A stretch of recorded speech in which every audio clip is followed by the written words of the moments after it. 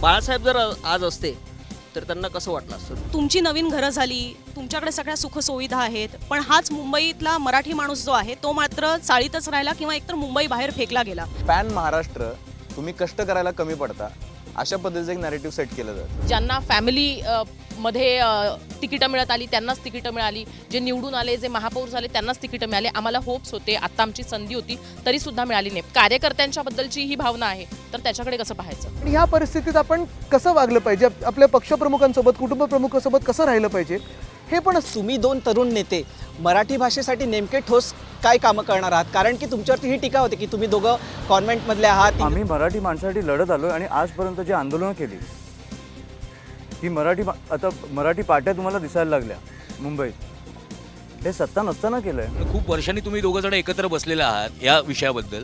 तुम्हाला दोघांना एकमेकांचे प्लस पॉईंट काय वाटले किंवा वैशिष्ट्य काय वाटली? आपल्या आजूबाजूला पण आधी अनेक आता अमराठी लोक असतील, त्यांच्यासाठी काय करणार आहात ते तुमचा काही प्लॅन ठरलेला आहे? ही मराठी भाषेची लढाई आहे की मराठी माणसाचं राजकीय वर्चस्व मुंबईमध्ये टिकावं ह्याच्यासाठीची लढाई?